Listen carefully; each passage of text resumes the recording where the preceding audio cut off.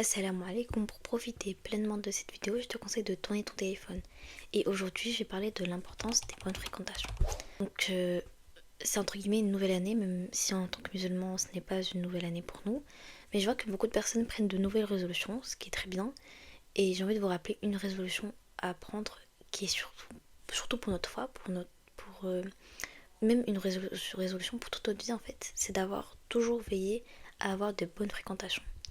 Pourquoi je dis ça? C'est que subhanallah, hier je suis tombée sur un hadith donc, qui parle entre guillemets de la mort de Abu Talib.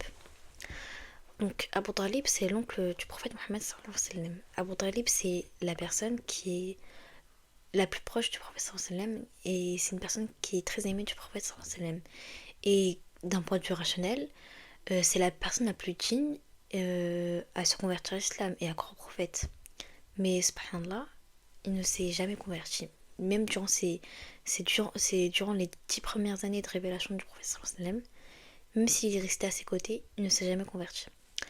Puis, lors de son lit de mort, lorsqu'il était sur le point de mourir, le prophète sallallahu alayhi wa sallam en a profité pour encore une fois l'amener à l'islam, le convertir, etc. Mais ce fut vain. Et c'est surtout une part un peu à cause de ses fréquentations. Parce que lorsque le prophète lui disait dans son lit de mort, reviens à Allah, Allah c'est le seul Dieu, etc. Il y avait Abu Jahl qui s'est empressé de lui dire, tu vas quand même pas abandonner la religion de nos ancêtres. Si tu le fais ça, tu nous renies, etc. Et donc Abu Jahl, il a un peu joué sur les sentiments. Donc ce qui fait que finalement, Abu Talib ne s'est pas converti à l'islam, subhanallah.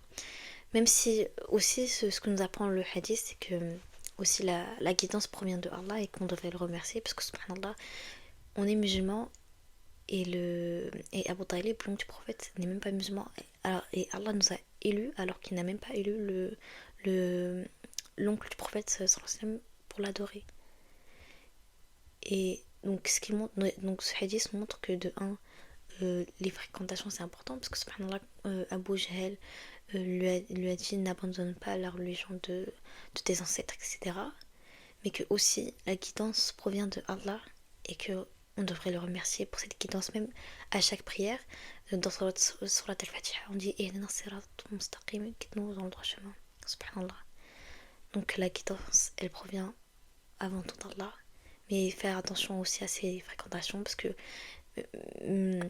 pas forcément. Il y a aussi d'autres compagnons, d'autres membres de la famille du prophète Mohammed sallallahu alayhi wa sallam qui n'étaient pas convertis à l'islam et même d'autres prophètes avant. Et donc, faites attention à vos fréquentations. Subhanallah, ça joue vraiment beaucoup dans la foi. Peut-être que vous avez fait l'expérience cette année. Et essayons de ne plus refaire nos erreurs, d'apprendre de nos erreurs, Inch'Allah.